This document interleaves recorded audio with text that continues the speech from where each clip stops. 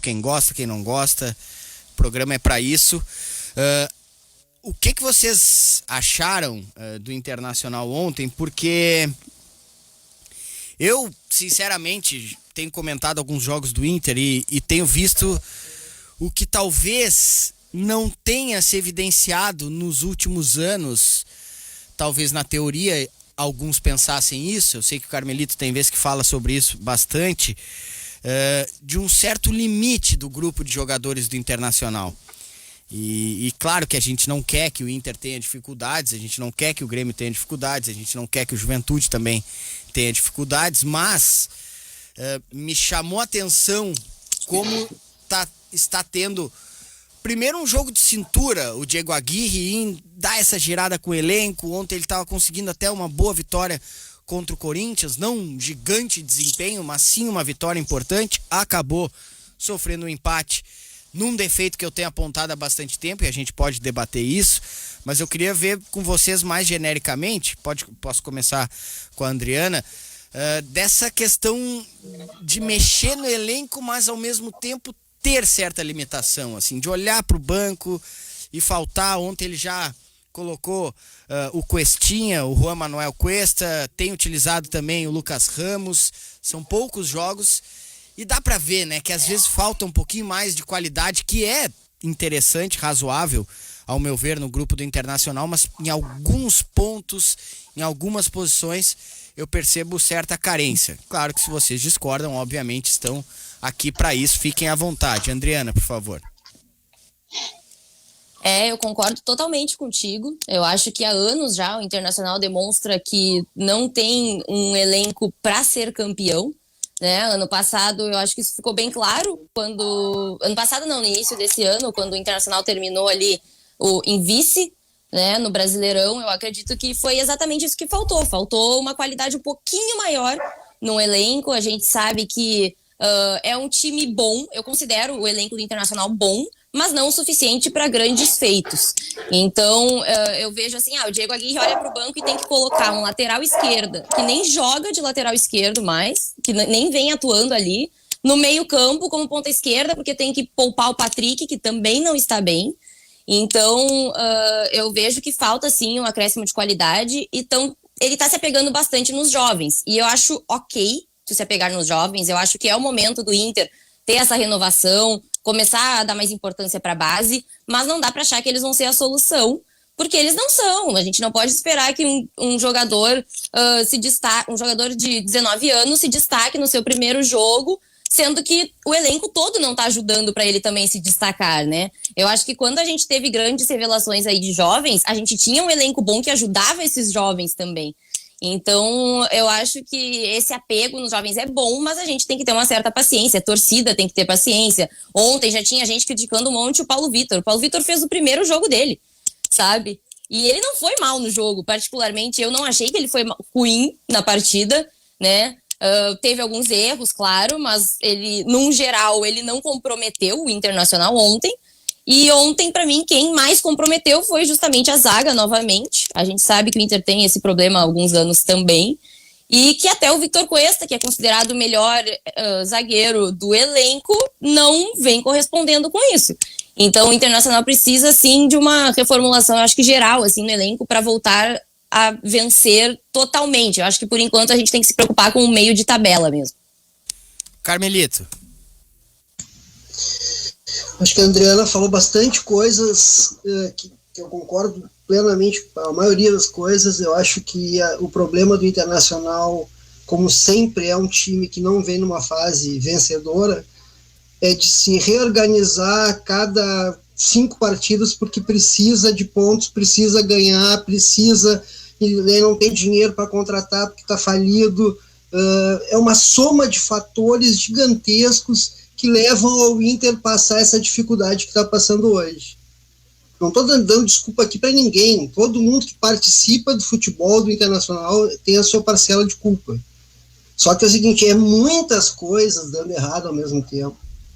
A Adriana falou uma coisa muito interessante sobre a base. Pedia-se muito a base, agora a base está aí. E o time está tendo dificuldades. Por quê? Porque não tem conjunto, falta o conjunto. Sem o conjunto é impossível tu lançar jogadores para que dê certo. Por quê? Porque falta conjunto. Ontem, no primeiro tempo, o Paulo Vitor ficou exposto. Isso que ele tinha um lateral na frente dele. Tu entende? São tantos problemas que se acumulam que é difícil fazer. É difícil. Isso que tu difícil. fala é bem pontuado, porque assim, uma coisa é o diagnóstico, né? Todo mundo enxerga. Outra coisa é achar que a solução tá em curto prazo e não vai acontecer. Infelizmente pra gente não vai acontecer. E quando se percebe, todo mundo talvez não discorde do diagnóstico, né? Do que tá faltando no elenco, dos limites que possam ter ali na frente, até de tabela de campeonato brasileiro mesmo, de quando o adversário é mais forte vai ser mais difícil, vai bater bem de frente com adversários do mesmo nível. Eu considero o Corinthians até um pouco abaixo do Internacional na situação que vive situação semelhante, né, um pouco conturbado, mas agora tentando se ajeitar. Só que uma coisa é diagnosticar que isso esteja ocorrendo, perceber, até apontar o que está faltando, ou até mesmo encontrar como solução, por exemplo, buscar jogadores na base. Eu acho que está certo a Gui, tem poucas opções, tem que buscar mesmo, mas a outra é entender que não será solucionado tão fácil assim, né, Guilherme? Deixa eu só completar mais uma Carmen, coisinha rápida, perdão, que eu acho importante também. A parte física do Internacional é um problema sério e não é de hoje. É mais uma coisa que soma-se a todo esse monte de problemas que se forma o time do Internacional hoje. O técnico não ter tempo para treinar, não é desculpa, porque todo mundo está na mesma levada. O Grêmio, que passa por dificuldades, também está na mesma levada. Só que essas coisas todas somam, não é uma só. Não é o Paulo Vitor que é o culpado, não é os experientes de qualidade que são os culpados. É uma soma, não dá para culpar uma só. Verdade. Guilherme. Começando a discordar, então, dos nobres amigos. Primeira tese: não há nenhum time brasileiro com elenco para ser campeão brasileiro. Nenhum. O Flamengo não tem time para ser campeão brasileiro. O Flamengo joga com o William Arão, zagueiro. E o William Arão falha como zagueiro, jogo sim, e outro também. O Flamengo joga com o Diego como primeiro volante. Não existe, diria o Padre Quevedo. Não existe. O Flamengo perdeu o Gerson. Ah, tudo bem, tem o Everton Ribeiro, grande jogador, tem o Gabigol, tem o Pedro. Bom, tem outros times que têm tanta qualidade. Jeromel e Kahneman em boa fase. Um abraço pro cachorro do vizinho aí que tá querendo participar do poste de bola também. Normal. Jeromel e Kahneman em boa fase são os melhores zagueiros do Brasil, melhor dupla de zaga do Brasil. Então o Grêmio não tem a qualidade técnica no ataque que tem o Flamengo, mas o Grêmio tem uma zaga muito melhor que a do Flamengo. Então o nível do Campeonato Brasileiro permite que pelo menos 10 clubes sonhem todos os anos com a possibilidade de ser campeão, como aconteceu com o Inter no ano passado, que não foi campeão por 30 centímetros no impedimento do Edenilson. Todo mundo pode ser campeão no Campeonato Brasileiro. Pelo menos 10 times podem ser campeão no Campeonato Brasileiro.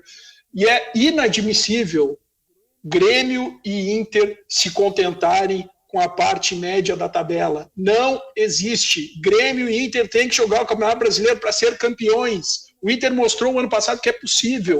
O Grêmio não pode estar na 8ª rodada com 6 jogos com 2 pontos. Não existe. Tem que lutar sempre para estar entre os 4 primeiros. Se Grêmio e Inter não tiverem entre os 4 primeiros, a campanha é ruim. Tem que mudar, tem que fazer ajustes. É claro que eu vou concordar aqui com... Eu descobri a semana passada que eu tenho haters, viu, Guti? E quando eu coloquei no Twitter que eu ia participar do poste de bola... Além de mim? Além de ti, Carmelinha. Os caras querem que eu peça desculpa pro ídolo tricolor, que é o Renato Portaluppi. Vai continuar sendo o ídolo que ele fez na história do Grêmio. Tá a comprar briga comigo também. Não, o maior ídolo da história do Grêmio, tudo que ele fez jamais será apagado. Mas ele vinha de um trabalho ruim. E não é porque o trabalho do Thiago Nunes é pior que o trabalho do Renato ficou bom de uma hora para outra nos últimos anos.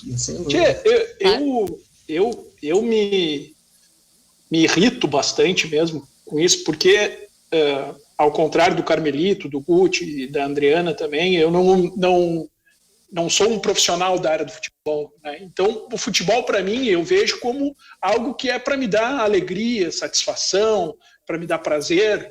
E aí a gente entra nesse ciclo, eu digo, eu e a maioria aí, 90 e picos % da população que não ganha dinheiro através do futebol, e estou criticando, é legítima profissão gostaria de ganhar dinheiro com futebol, não tentei, não consegui, mas o futebol ele tem que nos dar prazer.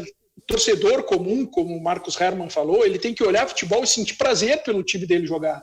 Agora, a gente burocratiza o futebol, aceita que o Grêmio precisa de um novo armador. Rapaz, não é possível, a gente está acabando com a carreira do Jean-Pierre, que há menos de um ano atrás estava num programa no centro do país sendo elogiado por todo mundo, porque a torcida do Grêmio enche o saco do Jean-Pierre. E tem que compreender que um cara como o Jean-Pierre, desde os 12 anos de idade, é o chefe de família, responsável pela situação financeira de dezenas de familiares. A formação do cara é diferente, ele precisa de carinho.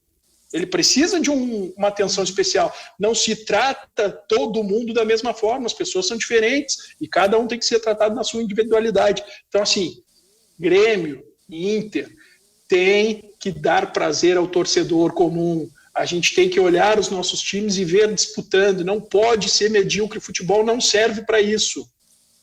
É isso. Tem um pouco. A partir de agora vou me acalmar. Não vai, porque tem muito assunto.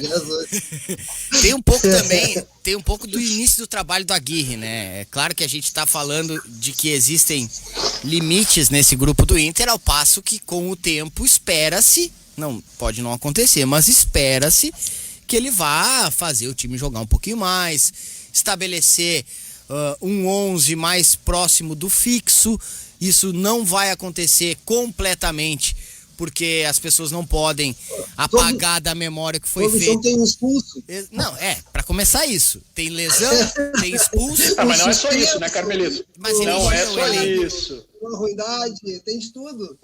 É impossível manter 11. Mas olha só, por que o Aguirre caiu há 6 anos atrás, cara? Justamente por causa disso. Ele não estabelecia um padrão de um time. Quando ele fez isso, o Inter jogou muito. Inclusive com o Valdívia jogando muita bola na época. Mas esse ano tá difícil. Tá difícil porque é muito problema um atrás do outro, aquilo que a gente estava falando antes. Eu concordo com o Guilherme que o Inter e o Grêmio tem que dar espetáculo e lutar por sempre pela primeira colocação. Só que é um que ganha.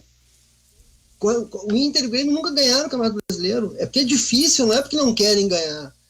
A situação é bem difícil. Mas a gente não pode chegar na 8ª rodada já sem perspectiva, Carmelito. Não é possível isso, cara. É óbvio que não, mas acontece. Futebol é assim, a gente nunca sabe. Futebol, quando o cara apita lá, o homem de preto apita, a gente não sabe o que vai acontecer. E é isso que nos faz ser apaixonado pelo futebol. Mas como a gente não sabe o que vai acontecer, num jogo, por exemplo, Inter e Flamengo, a gente apita o jogo, a gente está com a perspectiva de o Inter ganhar do Flamengo. Né? Tu tem essa perspectiva, Guilherme? Tudo pode acontecer. Mas é justamente isso que o Carmelito falou. Quando o juiz apita, qualquer coisa pode acontecer num jogo. Né? Inclusive um time que não tem tanta qualidade ganhar, porque é um time mais organizado, mais aguerrido, mais motivado, porque são questões que pesam muito no futebol.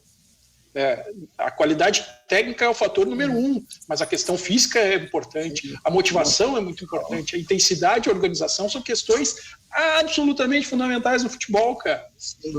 E eu fico maluco com isso. A gente parece que está criando no Rio Grande do Sul um ambiente que Grêmio e Inter não tem condições de disputar o título brasileiro.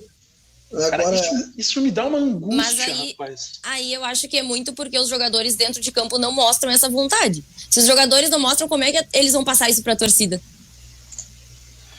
Eu sou adepto da tese de que quando um jogador não mostra, a culpa não é do jogador, a não ser que num time de 11, 7 jogadores não demonstre a sua capacidade. Aí a culpa é do treinador. Como é passado o discurso para esses caras também, né?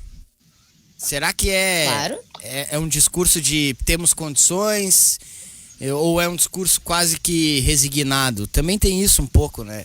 E como o Guilherme falou, cada um reage de um jeito. Aqui já tem torcedor dizendo que não tem que dar carinho para atleta rico de futebol. Bom, mas o Jean-Pierre tem 21 anos, né? E ele vem de uma outra realidade. E eu acho excelente que ele tenha mudado a realidade da família dele. Se tem alguma coisa que é legal o jogador de futebol ser rico, é o cara ter sido ou ter tido dificuldade de conseguir mudar isso. O ideal é que nenhum deles, nenhum brasileiro em qualquer profissão, saísse de uma situação tão ruim de infância ou até mesmo de fase adulta, de desemprego, enfim. Mas não dá também para achar que os caras têm que serem robôs, né? Tu ganha 500 mil, tu tem que correr, me dá 500 mil, eu vou chutar errado a bola, eu não vou fazer absolutamente, mesmo com todo o treinamento que esses caras recebem. Claro que como eles vivem nesse meio, eles trabalham nesse meio, eles competem entre si, têm salários todos parecidos, obviamente que a gente vai cobrar o desempenho entre eles, mas não um desempenho sobre-humano ou algo, né, psicologicamente superior a qualquer outro ser humano. Eles vão, claro, conviver com a pressão, mas ao mesmo tempo, por vezes, a gente vai ter que entender um pouquinho mais esse lado humano. Eu acho que falta um pouco de evolução, mas é tarde. Isso que mais me incomoda. Aí eu tô com o Guilherme. A gente não pode chegar já com 8 rodadas e tá mal desse jeito. A gente tinha que ter se preparado melhor. E isso vale pros dois clubes. Não tem a menor dúvida. Guti, não tem a menor dúvida. Só tem uma coisa. A gente que acompanha futebol, a gente viu como é que o Inter e o Grêmio, nas fases vencedoras, chegaram aos títulos. Se tu analisar como é que foi feito o troço, existe uma lógica para ser campeão. Claro. Não é uma coisa assim jogada para cima, e agora vamos todo mundo ser confiante. Não é assim que funciona. E é um trabalho de anos, né? De anos, sem dúvida nenhuma. A gente falava, Guilherme, quantas vezes a gente falou? Começou lá no Filipão, passou pelo Roger, foi acrescentando as coisas, chegou no Renato, o Renato ganhou tudo. Quase tudo, né? Não foi campeão do mundo. Não foi campeão brasileiro. Não foi campeão brasileiro. O Internacional, por exemplo, querem fazer terra arrasada com o Inter agora nos últimos tempos, né? Faz algum tempinho já. Mas o Internacional foi vice-campeão da Copa do Brasil e do Brasileiro saindo de uma Série B. Quem acompanha a história do clube sabe? Eu não esperava que chegasse a uma final de Copa do Brasil logo em seguida da Série B. Ainda mais falido, sem dinheiro, sem nada, e com uma direção que também precisava chegar e não chegou, infelizmente. Mas, Carmelito, olha só, eu te amo, mas eu vou aqui... eu vou te mostrar como tu tá sendo incoerente nesse momento, cara. Sempre. Tu começou essa tua fala dizendo que para ser campeão, a história nos mostra que é um trabalho de longo prazo, que muita coisa precisa acontecer, e depois tu terminou dando exemplos de possibilidades de título do Inter que foram absolutamente circunstanciais. Mas Guilherme, é assim que tu vai formando um grupo para um dia ser campeão. A derrota... Mas o Inter poderia ter sido campeão ano passado, cara. Se o Edenilson dá uma seguradinha naquele ímpeto dele, Guilherme, vamos analisar como é que foi. O Internacional, ele vem montando um grupo, só que destrói, faz de novo, vai. Daí não tem um projeto sólido. O Inter não tem um projeto sólido. Exatamente. O Grêmio tem um projeto sólido e um time cacareco hoje. Não, o Grêmio hoje, infelizmente, é como na Bolsa de Valores. Sobe lá em cima e quando desce bastante. É a forma que eu vejo futebol. Como a gente falava da época do Renato, esse grupo do Grêmio, a fadiga dos metais pegou. Mas não é assim, cara. O grupo... Mas como é que pega a fadiga dos metais? Carmelito tem a melhor base do Brasil. Os melhores jogadores de base do Brasil surgiram no Grêmio. Não tem como isso, rapaz. Mas a equipe está no momento mental que não é o ideal. Basta tu analisar essa equipe com a equipe do Renato. A parte quando era vencedora. Hoje, o time está abalado, porque não consegue ganhar. Claro. Aí eu estou de pleno acordo. E aí são vários fatores, porque daí o jogador que é bom, o Ferreira, por exemplo, já começa a render menos que podia render. Por quê? Porque o grupo não funciona, o coletivo não funciona, a máquina, o organismo não funciona. Sim, porque o treinador está fazendo escolhas erradas. Mas já não funcionava com o Renato também. Pois é. Porque estava fazendo escolhas do Renato. Mas vamos lá, o Lucas Silva jogou com o Renato e jogou com o Thiago Nunes. Não fui eu que escolhi o Lucas Silva. E eu sei que o Fernando Henrique, há 2 anos atrás, merece ser titular do Grêmio. Eu sei que o Diego Rosa saiu do Grêmio sem jogar no profissional. É o que eu falava do diagnóstico. E o Lucas Silva jogou. É o que eu falava do diagnóstico da solução, né? O diagnóstico, às vezes a gente... uma situação macro, assim... realmente, o Grêmio passa por uma transição, vem de vitórias, vem de um período de boa gestão e tal. Mas aí eu concordo um pouco com o Guilherme. Tem situações menores que podem ser solucionadas. Escolhas, posso dar mais 2 exemplos, Guti? Claro, mais 2 exemplos. Pode haver todos os problemas internos no grupo, claro que pode. Pode haver uma fadiga dos metais, tudo isso. Mas também tem uma lacuna, não é uma lacuna, um espaço, como os caras gostam de dizer, né? Um gap ainda para mudar um pouquinho, entendeu? Em algumas coisas. Claro. Eu vou dar certo, 2 exemplos. 2 exemplos, mais 2 exemplos aqui, tá? Na mesma posição. O Daniel, ele virou o titular do Internacional aos 27 anos. E quem não acompanha um pouco que o Daniel... a carreira do Daniel, porque até agora, pelo menos, o Daniel não teve uma carreira profissional, né? É uma loucura. Os caras chamam... Tem gente que chama o Daniel de menino, sabe? Porque o cara não jogou. Sim, da base. E o tempo inteiro, nos últimos anos, eu não acho o Lomba um goleiro ruim, mas é um goleiro médio. É um goleiro com limitações. E aí tu tinha um goleiro com um potencial e que tu não colocava. O Grêmio jogou final de Copa do Brasil com o Paulo Vitor. E tem o Breno aí, que agora mostrou. Seleção. Então, assim, as coisas acontecem e acontecem de forma mais recorrente na dupla Grenal e são inexplicáveis. Eu quero um dia ter tempo para fazer um livro das 100 coisas mais inexplicáveis da história do futebol. Vou começar com o Agüero sendo o maior artilheiro da história do Manchester City. Tudo bem que de cada 100 gols ele faz 47 de pênalti e outros 30 quando o time ganha de 4-0. Mas eu vou fazer. É inexplicável o Marcelo Lomba ter sido titular tanto tempo com o Daniel no elenco. É inexplicável o Paulo Vitor ter sido titular na final da Copa do Brasil. Eu não consigo imaginar o seguinte, meu amigo Daniel Pavan ser incompetente para escolher o goleiro do Inter. Mas será que escolhe, Carmelito? Não é ele que escolhe, Carmelo. Então alguém é uma pergunta. Não é ele.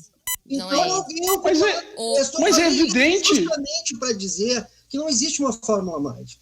A gente pode querer o Daniel, a gente pode querer o Heitor, como sempre o teu amigo Heitor.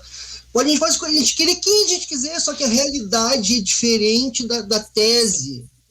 Quando chega lá para decidir as coisas acontecerem, são 500 coisas que tu tem que pesar para escolher o Daniel ou o Lomba. Tá, mas é que não tem que... Não pode ter 500 coisas, apesar, tem que ser uma coisa bem simples. Quem é melhor? Ele é melhor? Então vamos fazer o seguinte, ele vai jogar. Não é coisa, isso, né? Que acontece aqui, cara. E tem uma coisa, o Paulo Vitor, vamos usar o exemplo do Paulo Vitor, o goleiro, não agora o lateral esquerdo do Inter, que depois a gente pode falar sobre isso também. Eu gosto quando o debate se mistura assim, a gente não fica... E aí até o ouvinte vem junto, não fica nessa coisa de falem do Inter, falem do Grêmio. Não, a gente tá falando de tudo. O Paulo Vitor é um exemplo. Por que ele merece sequência, retornar em final de Copa do Brasil e os outros mais jovens não merecem paciência? Eu não tô falando que a gente não tem, eu tô falando o sistema do clube, a comissão técnica do clube, os dirigentes do clube. Por que ele não merece sequência? Por que o Jean-Pierre, quando ele faz um trio de meio campo só dos garotos, só dos caras da base, que hoje o torcedor do Grêmio odeia todos eles, alguns, por exemplo, Matheus Henrique e Jean-Pierre, não prestam mais pro Grêmio. E eu discordo frontalmente disso e a gente pode até debater sobre isso.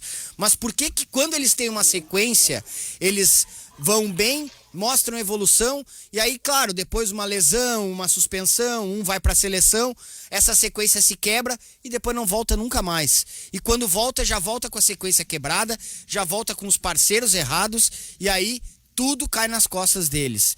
Tem isso também. Quando se é um Marcelo Lomba, um Paulo Vitor, se tem paciência. Se o Daniel errar amanhã 2 jogos seguidos, já querem matar o Daniel. E tá errado isso.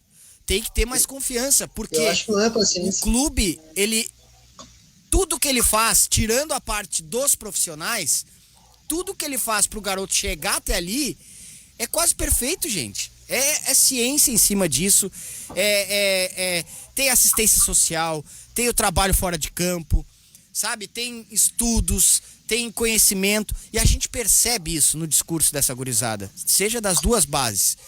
Eles já entendem diferente o contexto deles. Só tem que ter um pouquinho mais de cuidado para, de repente, tolerar um erro ou outro. Porque eu acho que às vezes a gente é um pouco intolerante com esses caras que vêm da base. Essa medida que é o problema, Guti. Porque as pessoas têm medidas diferentes para as coisas. O Guilherme Gomes, ele tem a medida dele. A Adriana tem a dela. E eu tenho a minha. E o dirigente que está lá fazendo futebol, que é um rabo de foguete sem tamanho, tem o dele. Por exemplo, entre o Daniel e o Marcelo Lomba, tu tá com um time que não tem um mental forte. Tu vai botar o rapaz que não tá acostumado, sei lá o quê. Bom, ele é um fenômeno, então tem que jogar. Ah, mas ele não é muito melhor que o titular. Ou então não tem a sequência de jogos, sei lá, são 500 milhões de motivos. Então não é uma ciência exata. Não, a gente entende futebol de quem não é. discorda. Futebol é difícil, claro, é difícil fazer futebol, é muito difícil. Olha só, o time do Inter ontem tinha 20, a média de idade era baixíssima ontem no time do Inter. E o time do Inter foi um time confuso, um time que, claro, a escalação foi confusa, vários fatores fazer. Aí entra a paciência, Carmelito, tu tem razão. Tipo, a gente tem visão diferente. Daí vem o calendário e te atropela. Eu entendo.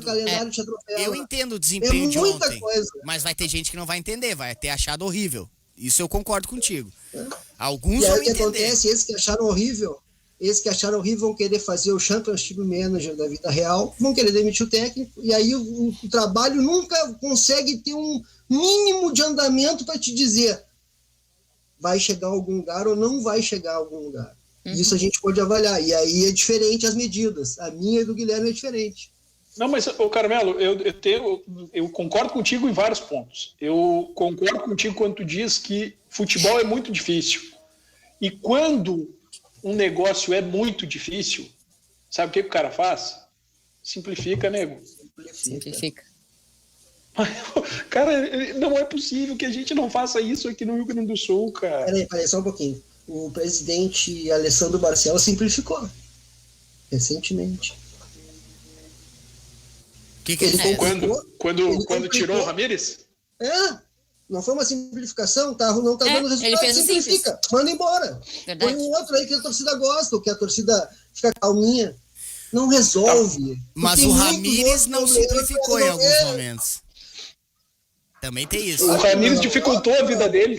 O Ramírez, assim como o Thiago Nunes, são os caras que mais defendem as suas próprias demissões. É porque é um negócio maluco, eles não simplificam, eles não fazem o simples.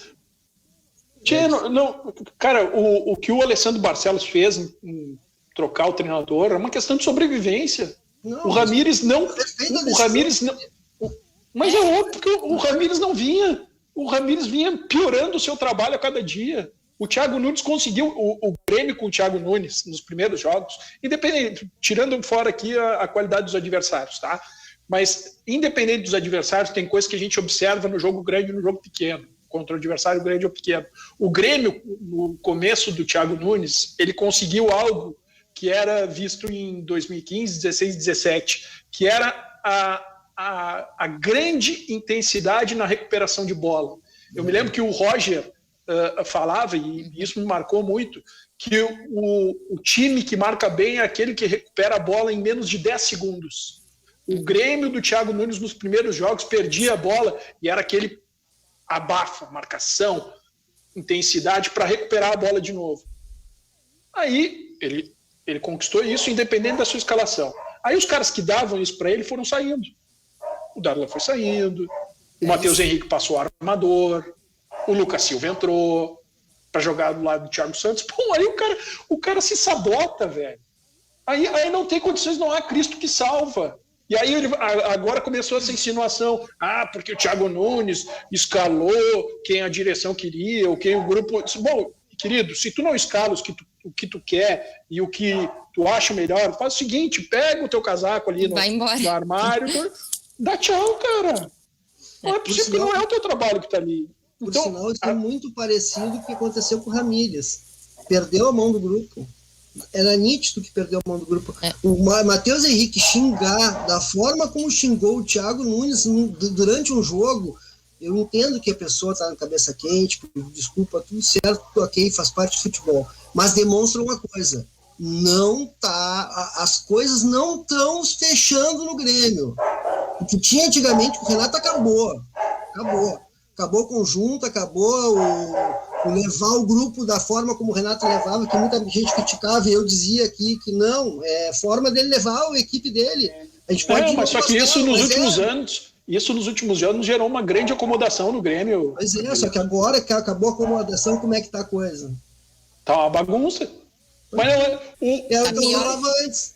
O que está errado agora não torna certo o que estava errado antes. São outros erros, cara. Não torna, óbvio que não. Mas a gente está analisando agora, só que eu tenho que ter uma medida para analisar o agora. E dentro daquilo que eu venho falando há tempo. É uma sequência de fatos para chegar um time ser vencedor. E o Grêmio perdeu essa sequência. O Grêmio saiu do prumo e agora está muito difícil de voltar. Não é difícil voltar. Não é difícil voltar. É difícil voltar para ser campeão brasileiro. Esse é um assunto bom. Deixa eu te fazer uma pergunta. Hoje o time do Grêmio... Hoje as escolhas, perdão... Deixa eu fazer uma pergunta. O Darlan saiu jogando no último jogo. Rendeu melhor o Grêmio? Mas jogou errado, Carmelito. Tu quer me enlouquecer, rapaz. Viu só? Eu só trouxe essa discussão. Parece solução, mas não é. Não é simples. Mas não é simples, Carmelito, olha só. Só o Gomes que é simples. Vamos lá. Tchê, o Twitter dos gremistas queria a volta do Darlan, tá? Eu também queria a volta do Darlan. Tchê, mas o Darlan é volante. Ou vamos lá, um meia. Mas um meia recuado, o cara que faz a transição com a bola trabalhada. Ele dá o passe do lado, se apresenta 3 metros depois, pega aquela bola ali e volta um pouco atrás. Ele dá a dinâmica para o time. Mas ele não tem um passe vertical de mais de 10 metros. Como é que o Grêmio vai conseguir criar chances de gol sem alguém com um passe vertical que quebre as linhas, como a gente diz? Porque daí o que o Juventude fez? O Juventude... fez uma linha, às vezes botou o bloco, o famoso bloco baixo, tinha cobertura, tinha marcação e cobertura no Ferreira, marcação e cobertura no Douglas Costa, e o Grêmio morreu. Pronto. Porque o Grêmio não tem laterais agudos também que possam fazer com que a ausência de meias tem o Wanderson. Por que não usa o Wanderson? Não, mas tu vê... Pra mim não tem explicação. Não tem explicação. O Wanderson fez jogos incríveis. O Wanderson fez um dos gols mais bonitos do Campeonato Brasileiro e ele não jogou mais depois, não cara. É nem ser titular, esse é um dos maiores crimes que o Thiago Nunes cometeu. O Rafinha tem histórico. Mas aí vem isso. Pô, tu trouxe o Rafinha pra deixar no banco? Tu gasta dinheiro com um cara multicampeão pra deixar no banco? Então tu o cara. Não, mas é que é só. Quando o Rafinha chegou, o que saiu de dentro do Grêmio é que, o Wanderson surgiu, tem muito potencial, mas volta e meia não vai conseguir jogar todos os jogos. Se detectou, o Renato falou logo que o Wanderson estreou, que ele entrega muito nos primeiros minutos de jogo e depois ele perde a intensidade, ele não sabe dosar. Bom, tudo bem, então o Rafinha vai jogar. Mas é diferente, entende? O Wanderson, que é... Olha, o Wanderson é o lateral direito com potencial para a seleção brasileira em curto prazo. E o que o Grêmio faz? O que o Thiago Nunes faz? Não bota o cara para jogar. Não, esconde. Viu como é simples? Quer ver como o troço não é fácil? Por que ele joga com o Rafinha? Por que ele joga com o Rafinha?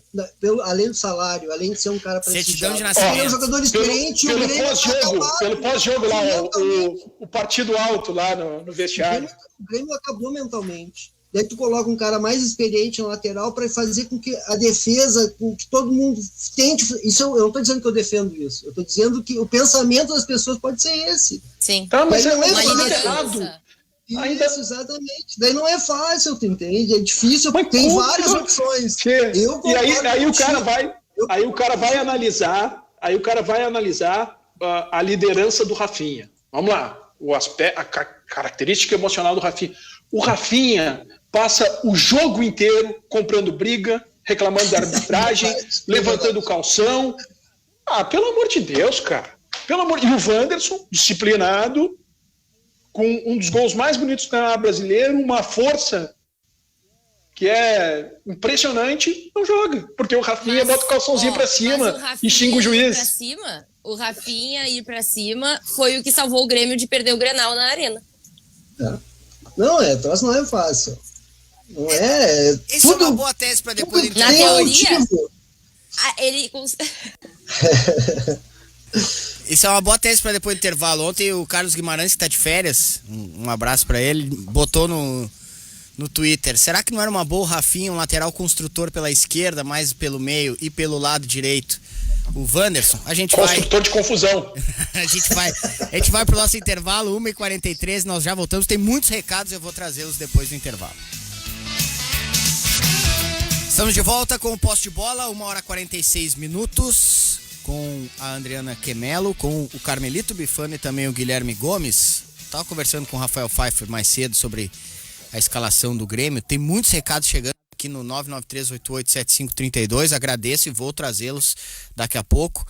Nem que para isso a gente não debata mais até as 2 da tarde e eu traga todos os recados, nos xingando, concordando, divergindo, enfim, tá livre.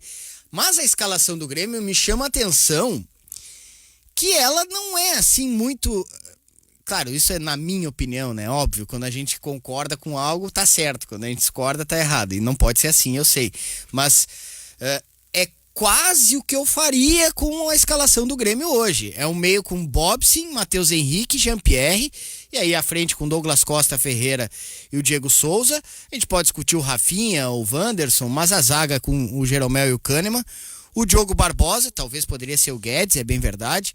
E o Breno no gol, não é algo absurdo. Agora, claro, a pressão tá tão grande que às vezes tu vai fazer até o que talvez a maioria espere e não funcione. Então, também tem um pouco disso, né? Da dificuldade de se fazer o que se espera, mas também executar o que se tá esperando. Bom, sobre o time do Inter.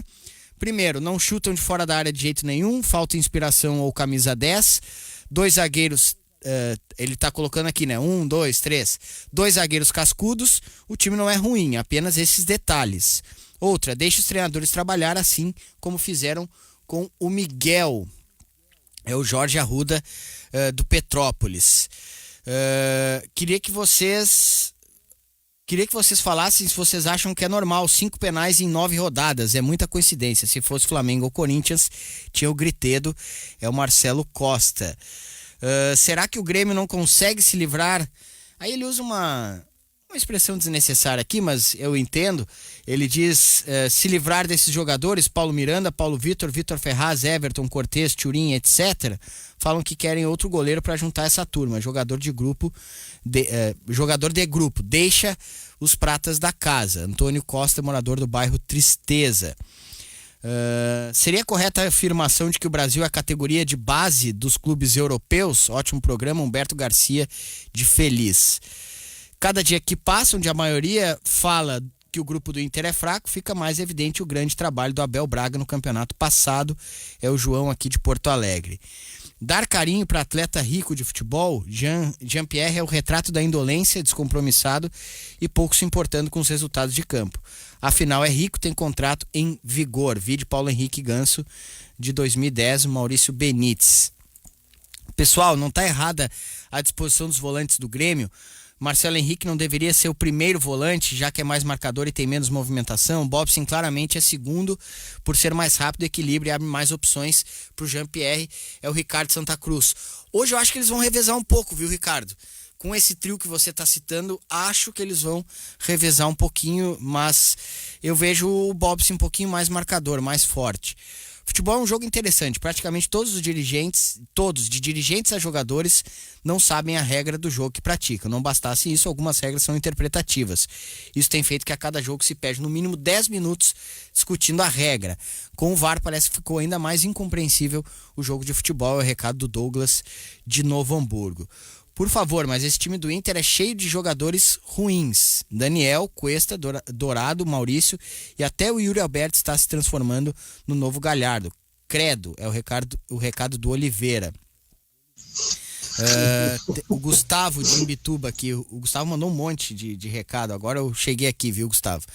Grande lugar, Imbituba. Imbituba, terra maravilhosa, hein? Pô. Grande lugar em Imbituba, Me diverti muito lá já. Beijo, Imbituba. Incrível. Olha o surfista. Incrível, que saudade. Incrível como a culpa é sempre do técnico e nunca dos jogadores. Sempre passa um pano. Tem abalo psicológico. Se tem, vai se tratar. Ganha bem pra isso. Falta profissionalismo e respiro de hierarquia desses jogadores. Respeito, eu acho, ele botou aqui. Muito protegidos e cheios de mimimi. Obrigação deles é jogar, dar resultado e obedecer a hierarquia. Não acharem que são donos do clube, derrubar técnico, se lixando para a situação financeira do clube, sair de campeonato só para derrubar o técnico, nem ligando para a torcida. Recado do Gustavo. Um abraço pro Usou mimimi, a gente já sabe. Um abraço pro Sandro de Santo Cristo aqui na nossa audiência. O pessoal manda um recado muito grande, né? Baita debate, o programa, como sempre, sobre o Grêmio, seu atual momento. Vai aqui uma breve tese. Breve na tua opinião, né, Ricardo? Bem grande. Mas ele fala aqui da administração financeira, que facilitam o caminho, mas não são garantias. É mais ou menos o que o Carmelito fala, né? Tu pode até ter uma boa gestão, mas é meio caminho andado. Aliás, eu acho que é mais do que meio caminho andado. Um abração pro Ricardo de Gravataí. Tá um pouco grande aqui, tá, Ricardo? Mas a gente pegou o teu recado. O Jesus, ele fala o seguinte: boa tarde, o grande problema da dupla, muitas mudanças repentinas, tem que mudar com calma, mudanças graduais, estou me referindo aos jovens, tem que entrar aos poucos.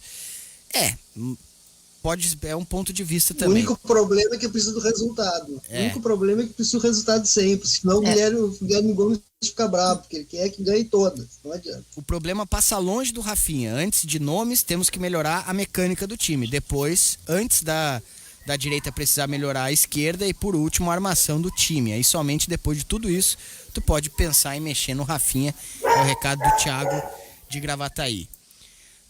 O cara que fica analisando a marcação dos pênaltis por rival poderia pegar o endereço da Ponte do Guaíba, se dirigir. Não, isso não, né, Cristiano Chapecó? Não é assim. E Gutierrez, adoro, esse é um dos meus nomes. Tem como repassar o contato da Odete, Alberto de Campo Novo.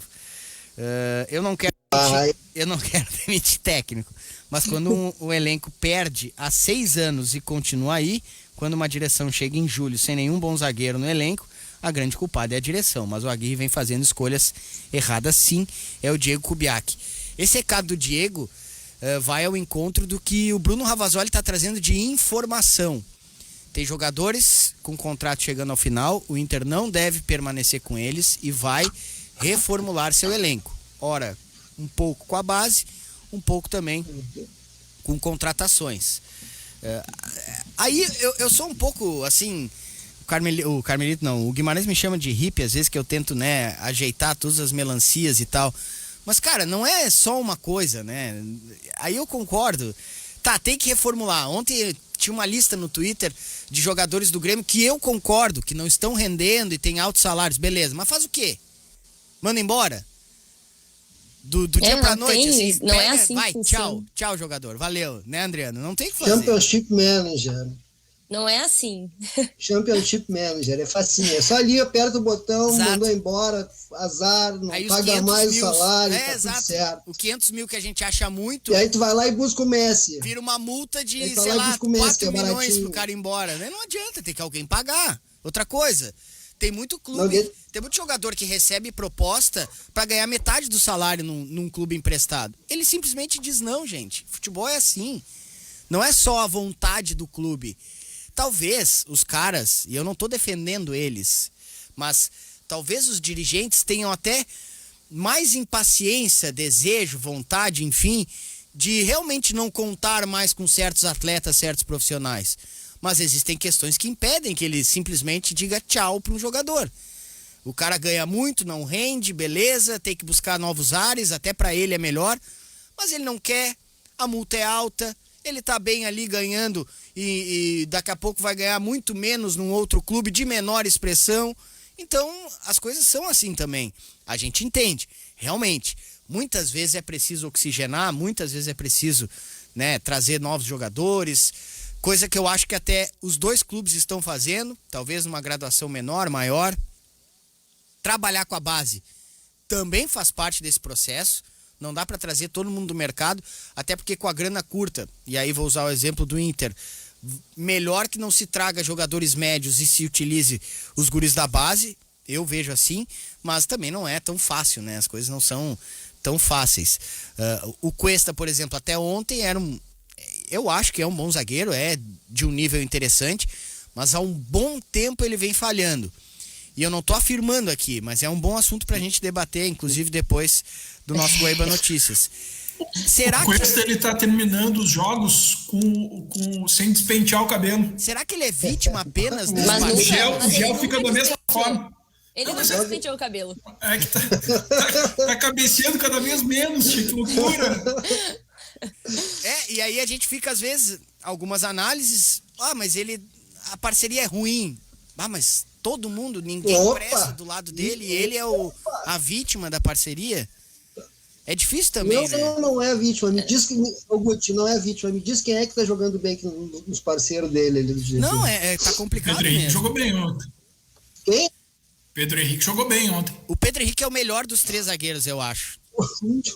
Isso eu digo essa Os outros semana, dois né? que jogou e foi expulso. Isso eu digo essa Tomou semana. bola na cara Carmelito, eu tô falando sobre ontem. Ele não foi mal. Daqui 2 semanas eu vou dizer que é o Lucas Ribeiro. Depois vai ser o Bruno Mendes. falando é o seguinte, que o Cuesta vem mal. Bom, se vem mal, a gente só não pode analisar só o Cuesta, a gente tem que analisar o resto da conjuntura. Não, Aí eu pergunto, quem é que tá se destacando na defesa do Inter? O Cuesta. que assim, tem coisas... Não, mas daí é diferente. Tem coisas naturais também. Eu acho que é o seguinte, o Cuesta vem numa sequência ruim, mas que podem ser explicadas pelo auge que ele atingiu, né? Eu não tenho certeza da idade do Cuesta agora. 32, eu acho. 31. Então eu acho que o Cuesta atingiu o ápice da sua carreira ali em 2017 e 2018. Assim como o Kahneman e o Jeromel tiveram o ápice da sua carreira há alguns anos atrás. Então é natural que a qualidade não seja mais a mesma. Mas joga com os braços amarrados. E com aquelas bolas de ferro no pé. Porque a companhia é terrível. Mas é que eu acho que se colocou o Cuesta num patamar que não é o dele. Eu também acho. Eu acho que essa discussão já acabou. Faz tempo, por sinal, que nem tu mesmo estava dizendo. Né? Agora, a discussão que tem que se ter agora é o seguinte: manda o Cuesta embora com alguns atores do Inter que ele fazia. Joga quem? Não, mas ele é útil, eu não estou dizendo que ele é inútil, eu só estou dizendo que na comparação com o Cuesta de anos atrás, ele é menor, assim como o Jeromel é menor do que o Jeromel. Agora tu concorda comigo, se o conjunto estiver funcionando, ele vai jogar melhor também. Vai, sem dúvida, vai jogar melhor. É isso aí. O pessoal tá trazendo aqui, que são trabalhadores que podem ser demitidos. Não é bem assim. Infelizmente a relação... Infelizmente não. Gente. Eu tô fazendo juízo de valor. Queiramos ou não é uma relação como eu, por exemplo, sou submetido aqui, ou enfim, vocês, todos nós. Não é igual. Claro. É tanto que há um salário bem menor registrado em carteira e um salário gigantesco de direitos de imagem e tudo mais fora dela. Então não é tão fácil assim. Contrato de longo prazo, né? Exato, contrato longo. A maior diferença A maior diferença em comparação a gente é isso. Nós, trabalhadores comuns. Nós vamos pra rua e deu. O salário, acho que é. Não, o salário é igual. Se a gente pegar ali o pessoal que joga no glorioso Esporte Clube Pelotas, no São José e tal, o salário é ruim, mas a grande diferença é contrato, né? Isso aí. É que eles têm um contrato em vigor e com um longo prazo. E multa, né? Multa prevista para essa rescisão de lado a lado. Tanto que ele serve também para segurança de daqui a pouco não chegar alguém e tirar. O sinal marcou 14h. A gente vai pro Guaíba Notícias com o Guilherme Kepler e já retornamos com o Posse de Bola.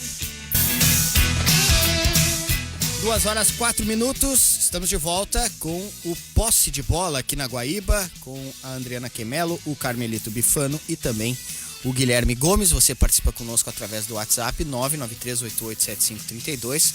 Hoje eu acho que vai ser um pouco complicado eu atender todo mundo, porque a galera tá on fire aqui, mandando muitos recados. E alguns aqui eu vou trazer, porque o pessoal que eu deixei mais para baixo não posso também ser negligente, né, com alguns. Mas o Paulo, da Chácara das Pedras, diz que o Grêmio deve emprestar e pagar parte dos salários de alguns jogadores. Ele cita eles aqui, os mais velhos, aqueles que não estão realmente rendendo. É difícil, daí entra no que eu falei, Paulo, porque talvez o Grêmio queira fazer isso, talvez existam clubes interessados, mas aí de repente, não quero aqui citar clubes para dizer, né, para diminuir, mas, cara, não vou ficar no Grêmio. Mas tu não vai ser aproveitado. Bom, mas eu vou ficar. E aí não tem muito o que fazer. Realmente, seria uma solução. Vai pra cá, vai pra lá, não vai mais ser aproveitado. Mas não é bem assim, né? Chegar e dizer pro cara, tu recebeu uma proposta do Cuiabá, da Chapecoense, vai. Ele disse, não quero. Mas a gente vai pagar metade do teu salário e eles vão completar, tu vai receber a mesma coisa. Mesmo assim, não quero. Aí não tem o que fazer. Tem jogadores que vão. O Wendel, por exemplo, deixou o Inter, foi pro Cuiabá. Tem vários jogadores que fazem isso, outros não. O Vanderlei fez, Paulo Vitor ainda não. Então, são situações que não são tão fáceis. Mas realmente, às vezes é necessário uma oxigenada. E aí, falando de Grêmio, eu acho que o Grêmio tem que dar uma ênfase, sim, uma maior utilização da sua base. E é uma base que já tem jogadores, e vamos combinar, né? Uma gurizada que já tá com 20, 21, 22, 23, né? Tem que aproveitar.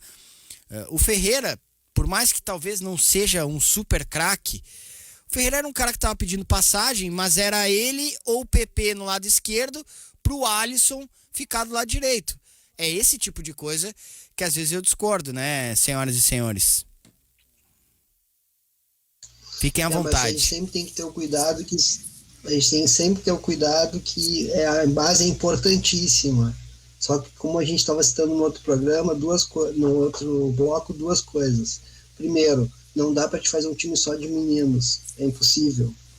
Tu vai ter que ter algum jogador experiente para dar o caldo. É impossível ter um jogador só de meninos. E outra coisa, meninos rendem em equipes montadas que estão dando certo. Exato. Na hora que tiver que resolver, é muito mais complicado para o menino entrar no profissional. É outro esporte. É anos-luz de diferença a categoria de base para a categoria profissional. Anos-luz. O cara tá acostumado a jogar com jogadores todos da mesma idade. É só ver o Ferreira, né? O Ferreira o que geralmente acontece? O que geralmente acontece? O cara que vem da base, ele vive uma fase maravilhosa. Quando os caras sacam como é que ele atua, ele já começa a ter dificuldade. Por quê? Porque é difícil, não é fácil. É um filtro, na verdade, né? Sobe aos profissionais, ficam alguns, outros nem tanto. Às vezes uns amadurecem mais tarde. E às vezes nós aqui que trabalhamos com 2 clubes gigantes e a base produz jogadores por vezes, não raro, jogadores em nível mundial, né? Não precisamos aqui citar exemplos. Tem jogadores que saíram de Grêmio e Inter, estão na Europa em grandes clubes e até em seleção brasileira. Então a gente também tem essa exigência, né? De ver o cara e dizer, mas, por exemplo, vou aqui usar um exemplo, o Léo Ortiz. Léo Ortiz, primeiro, ele subiu como diz o Carmelito, num rabo de foguete, numa situação em que o Inter vivia horrível. Um cara que talvez não tivesse ainda amadurecido. A pressão no Inter, com todo respeito, é muito mais pesada do que a pressão no Red Bull Bragantino. Ele foi, amadureceu no esporte, foi pro Red Bull Bragantino e agora aparece.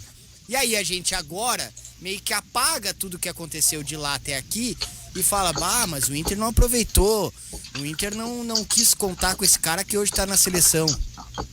Mas a gente teve paciência, nós também. Será que a gente também não observou, esse cara não dá?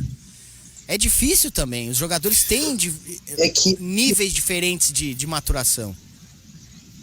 Exatamente, por exemplo, vou dar um outro exemplo, o Otavinho, ex-Inter, atualmente é Porto, que ele tá... Porto e com interesse de clubes grandes da Inglaterra. É um exemplo claro disso. É um jogador que aqui diziam que era ruim, chegou lá e deu certo. Tem jogador que explode quando é criança e aí não tem como segurar, Agora, forçar é uma dificuldade a mais que tu faz pro jovem. E tem a questão do ambiente de trabalho também, né? Sem dúvida. Eu e o Carmelito, que somos um pouquinho mais velhos, já trabalhamos em diferentes lugares. E tem lugares que a gente se sente melhor e tem lugares que a gente não se sente tão bem. Claro. Então, volta um pouco aquilo que gerou grande participação dos ouvintes aí, né? Da forma de lidar com cada indivíduo, do tratamento que se dá a cada um, do respeito às diferenças e tratar as pessoas de formas diferentes a partir das suas diferenças. São questões que, assim, quem está numa condição de ter que lidar com as adversidades do dia, olha para esses jogadores de futebol e vê assim, mas eles têm tudo, eles podem fazer o que quiser, carrão e dinheiro, não sei o que. Não existe nada mais inexplicável que a mente do ser humano, rapaz. Cada um age de uma forma diferente. Olha o Adriano Imperador, com 30 e poucos anos, não teve mais carreira de futebol, porque entrou numa depressão profunda em função da morte do pai. E aí tem decorrências com alcoolismo e outras. E não é só nessa profissão. A Amy Winehouse poderia ser a maior artista da história do mundo. Morreu de overdose, sabe? Porque não teve o acompanhamento necessário, o tratamento devido. As pessoas são assim, elas não são todas iguais e na medida das suas diferenças, elas precisam de mais ou menos necessidades. O Léo Ortiz, talvez, precisasse de mais afago na época que ele jogava no Inter, do ambiente mais estável. Não foi o que aconteceu. Hoje ele tem tranquilidade para jogar no Red Bull e joga melhor do que ele jogava no Inter. E enquanto a gente não compreender que essa é uma questão não só do futebol, mas da humanidade, que a gente tem que lidar com os nossos medos, as nossas frustrações, as nossas inseguranças para adquirir o que no futebol é um fator importantíssimo, que é a confiança, a gente vai continuar vendo isso, vendo o Jean-Pierre com o potencial que tem produzir quase nada. Porque o cara não tem a confiança para exercer aquilo, sabe? E não vamos esperar que é falta de vontade do Jean-Pierre, porque o Jean-Pierre entrou contra o Juventude quarta-feira, jogou mal, não jogou bem, mas se tu for nas estatísticas, o Jean-Pierre é o jogador do Grêmio que mais toca na bola no segundo tempo. Não, Guilherme, ele tem entrado bem até, não é nem mal. Contra o Juventude eu concordo contigo, mas ele tem tentado e feito mais do que quem estava em campo. Eu tenho observado isso nos jogos que ele tem entrado. Ele jamais poderia ter sido. Ele pode ir para reserva um jogo, do tipo assim, Jean-Pierre, quero te dizer o seguinte: se tu não te dedicar, se tu não te mobilizar, se tu não tiver tesão para jogar, tu vai pro banco. Bom, tudo bem, aí tu deixa o cara no banco. Agora, o Grêmio não pode abrir mão hoje pro Jean-Pierre. A não ser que o camisa 10 do Chile, né, como o pessoal no Twitter gosta de dizer, o camisa 10 chileno é a solução. O camisa 10 chileno não é mais 10 e não é mais a solução da seleção. Mas porque a torcida do Grêmio acha que ele pode resolver os problemas. Enquanto não tiver outro melhor para fazer com que a régua do Jean-Pierre suba, o Jean-Pierre é titular do Grêmio, cara. É o que eu falo. Eu só vejo só uma coisa, Guilherme. Eu acho o seguinte, cara, o Jean-Pierre, assim como o ex-jogador do Grêmio, Luan, são jogadores que necessita que ele seja o centro do time. Vou explicar por quê. Porque o Jean-Pierre, ele não é um jogador, ele é bom fisicamente, mas ele não consegue, ele não tem explosão, ele não pode voltar para... Não é não poder, ele vai ter que fazer, mas ele não é a principal função dele. E para isso, em volta dele vai ter que ser criado uma casca para que dê condições dele fazer o que ele sabe fazer, que é a passe em profundidade, a triangulação, chute de fora da área. Enquanto isso não existir, vai ser difícil ele jogar. E isso me dói muito, porque é um jogador de extrema qualidade, difícil de conseguir. Olha só o que o Thiago Nunes está fazendo. Ele tentou todo mundo naquela função. Ninguém consegue fazer. Porque está faltando o conjunto funcionar, entende? Nossa, eu sou muito fã. Eu sou muito fã do futebol do Jean-Pierre. Sempre fui, assim. E ano passado, pra mim, um dos melhores jogos. Ele é diferente. Um dos melhores jogos do Grêmio ano passado, o meio-campo era Matheus Henrique, Darlan e Jean-Pierre. Um jogo contra o Cuiabá, mas o jogo que o Grêmio teve movimentação no meio-campo absurda. É verdade. E aquilo me marcou, assim, porque eu vi o jogo, nossa, o Grêmio vai ganhar alguma coisa com esse meio-campo. E aí foi desmanchado. E aí o que tá acontecendo, né? Aí é que tá. A melhor sequência do Grêmio foi com esse trio. Hoje não vai ser o mesmo trio, mas é um trio também interessante, com o Bobson, o Matheus Henrique e o Jean-Pierre, ou, né, talvez o Darlan no lugar de um deles, mas eu acho interessante dar uma sequência para um trio com essa configuração. E por mais que o Thiago Santos tenha dado uma certa consistência ao sistema defensivo do Grêmio, eu acho que é possível, com mais posse de bola, tocando e também produzindo bem ofensivamente, tu até arriscar uma certa vulnerabilidade defensiva, mas compensar isso com a bola, jogando bem. E eu acho que essa gurizada tem essa capacidade. E ainda tem sobras, né, gente? Ainda tem, eu tô citando um trio, mas tu ainda tem como alternativas a esse trio mais o Fernando Henrique, mais o Darlan, ou seja, dá para testar trios desse tipo com um time com um toque de bola um pouquinho melhor, menos duro. Ter Thiago Santos, Bobson, Thiago Santos, Lucas Silva, tendo todos aqueles jogadores à disposição que o Grêmio tem, aí eu acho um desperdício.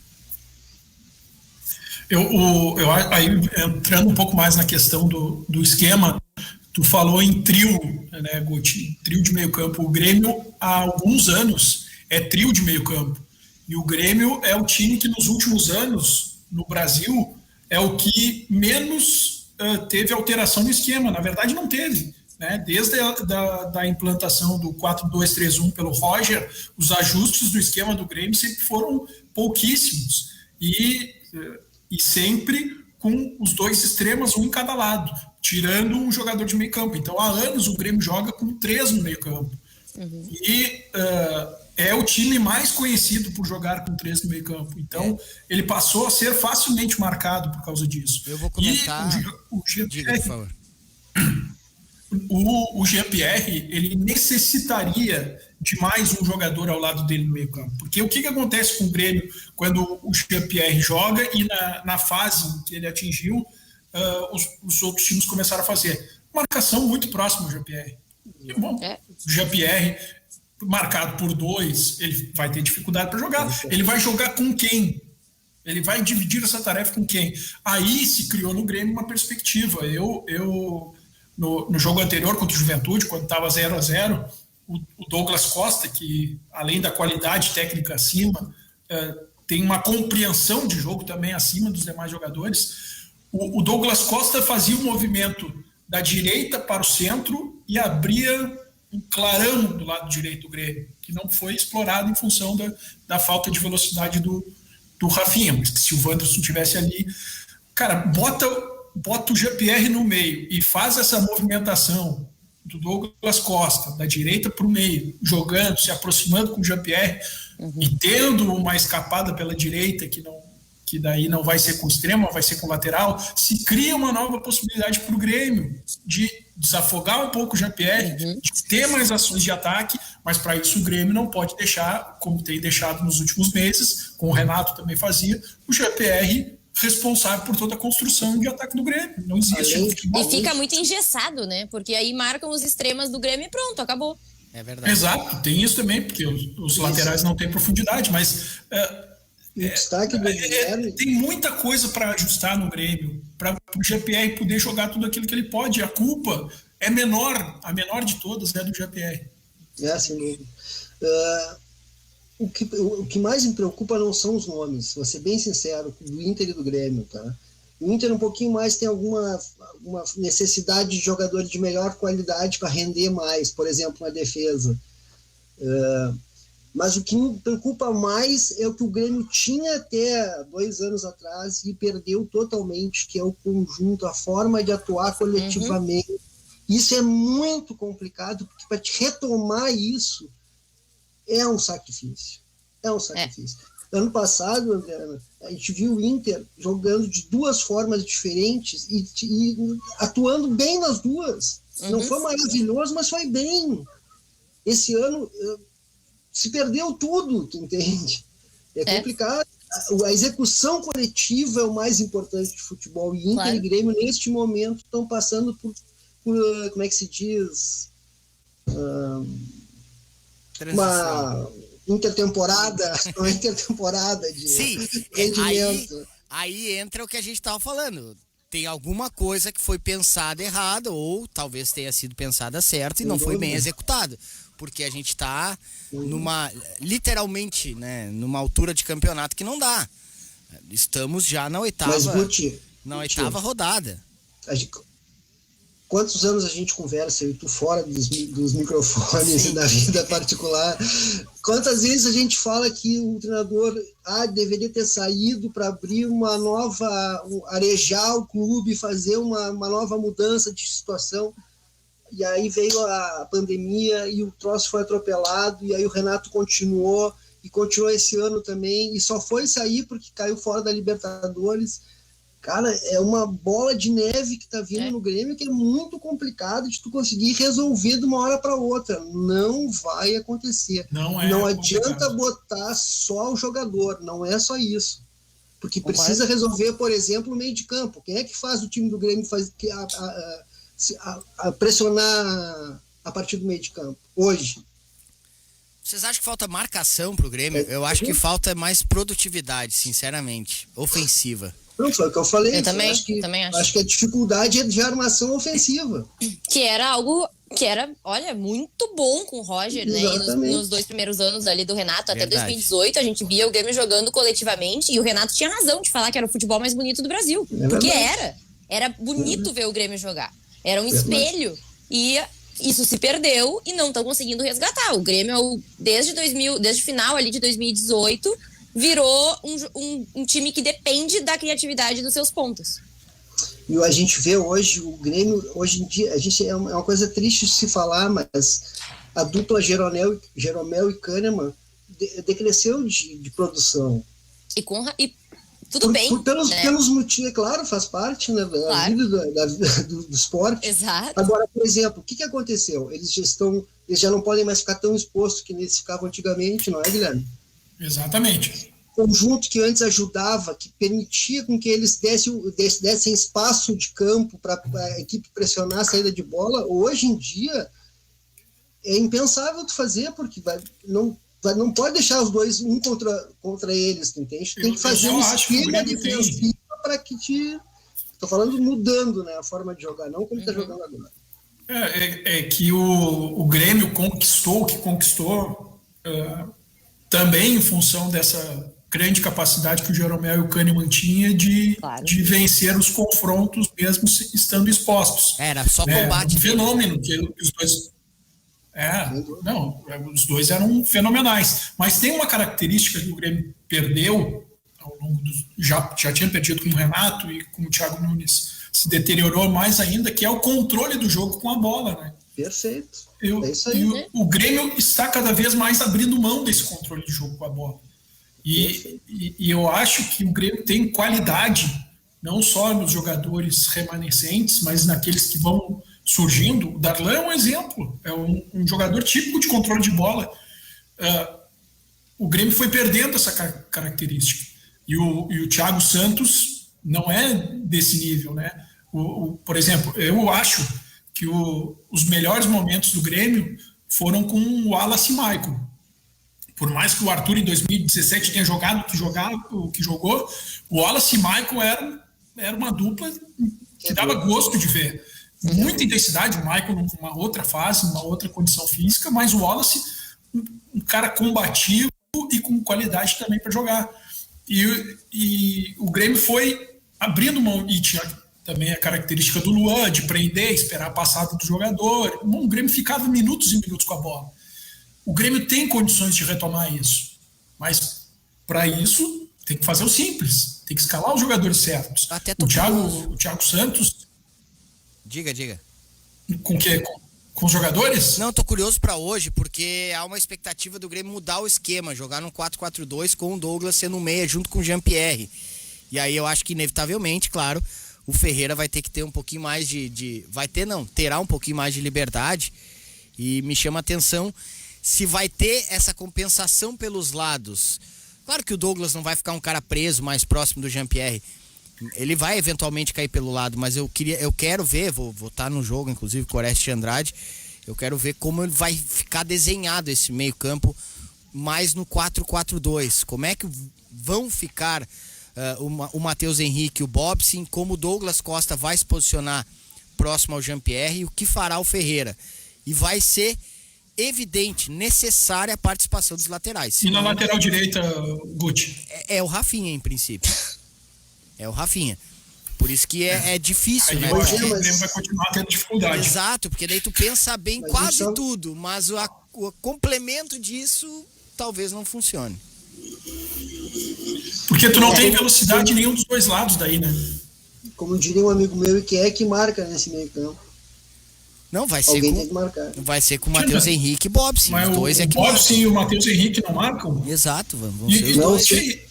Vão ficar mais presos, né? O Matheus Eu tô querendo dizer o seguinte, que tu vai exigir mais movimentação de dois jogadores que a gente tem dificuldade. Por exemplo, o Douglas tá voltando a jogar futebol. E o Jean-Pierre a gente sabe. Não, mas cara, olha só. Eu acho que tá correto. Voltamos lá atrás. Eu tô curioso pra ver. O Jean-Pierre... Isso preocupa também um pouco. Não, tudo bem. O Jean-Pierre, ele não tem as características de um bom marcador, né? Todo mundo aqui concorda. Não tem a intensidade de um marcador, não tem a força física de um marcador, não tem velocidade, enfim. Bom, todas as características. Mas o Jean-Pierre não é um cara impossibilitado de marcar. Não é. Tanto que muitas vezes se falou na possibilidade do Jean-Pierre jogar de volante, o que seria para mim um erro. Mas o Jean-Pierre, tu pode... Hã? Já jogou. Já jogou, não deu certo. Não funciona isso. Mas tu chega pro Jean-Pierre, lá daqui uns 15 anos, quem sabe, eu acho que espero estar com a vida financeira equilibrada e vou entrar no conselho do Grêmio para um dia ser diretor de futebol do Grêmio. Eu vou chegar, se aparece na minha frente o Jean-Pierre, eu passo 50 dias morando na casa do Jean-Pierre, falando para ele todo dia: Jean-Pierre, tu é um fenômeno, tu é muito acima, tu tem que mostrar para esses caras tudo que tu pode. Jean-Pierre, não come hambúrguer, vamos comer um arroz e um feijão com uma carne aqui, para tu ficar bem alimentado, para amanhã tu render bem. Jean-Pierre, não faz post com ironia ou provocação para a torcida do Grêmio, fala o que tu pensa sobre a vida, tu é um cara inteligente. Bom, enfim, eu ia cuidar do Jean-Pierre com todo o amor, afeto, carinho, para o Jean-Pierre apresentar no campo tudo aquilo que ele pode fazer. E, inclusive, ia dizer para o Jean-Pierre o seguinte: Jean-Pierre, se tu quer estar entre os 20 melhores jogadores do mundo, e tu tem condições disso, tu tem que aprender a marcar, tu tem que compreender que marcação também faz parte de todo jogador de futebol, inclusive do centroavante. Aliás, Diego Souza não marca ninguém, né? E não é cobrado pela falta de empenho. Fecha. Acompanha. Uma preguiça. Mas é que não é preguiça, né, cara? Você tá falando de jogador de quanto? Mesmo, 45 anos. Exato. Vai ser difícil. Eu acho que é questão física mesmo. Não tem... Tem um recado interessante. O que me incomoda Só pro Diego Souza. O que me incomoda no Diego Souza é que às vezes a bola não chega e muitas vezes o Ferreira deixa de dar o passe para ele, por exemplo, ele fica enlouquecido. Ele vira as costas, ele bate as pernas assim, e aí o cara tá passando pro lado dele, ele não dá nem aquele miguezinho.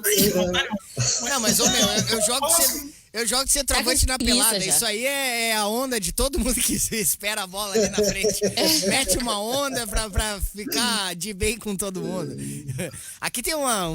Eu como sou fã do Diego Souza, eu tô lamentando cada dia que passa, porque pelo que eu vi o Diego Souza falando, acho que ano passado, esse seria a última temporada dele. Ele é um fenômeno. Ele né? falou isso, vai se da aposentar. carreira. Pelas dificuldades físicas que ele tem hoje em dia, né? Lembrando o que o Guilherme está falando, é uma lástima, porque é um jogador que guarda. Olha quanto gol ele está guardando com um time instável e tudo mais, e guarda. Imagina se o Diego Souza tivesse jogado a carreira inteira de centroavante, né, cara? Nossa. Que coisa, Mas que coisa ele maluca, foi bem né? todas. Tu sabe que o passado dele de meio campista ajuda muito ele hoje. Por Agora. exemplo, o que ele faz de parede é uma coisa inacreditável. Entende? Olha, Faz pra mim a muito parede bem. dele é a melhor do Brasil, e olha Pois lá. é. E é uma coisa que o cara aprende, né, jogando de frente pro centroavante, né? Que tu vai ter que tocar no cara, vem cá, parece que a gente fazia, né? Ele faz muito bem, né, cara? O Vinícius... Ele é muito bom. Não, eu também sou. Mas eu acho que, Guti, desculpa, nós estamos... Não, vai, vambora. Interrompendo, tu que é o chefe. Tu vai gostar do recado quando eu ler.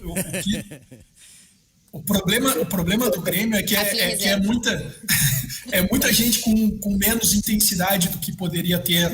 E aí perde intensidade em geral, né? Verdade. O Vinícius Alves, ele mandou aqui no nosso 993887532.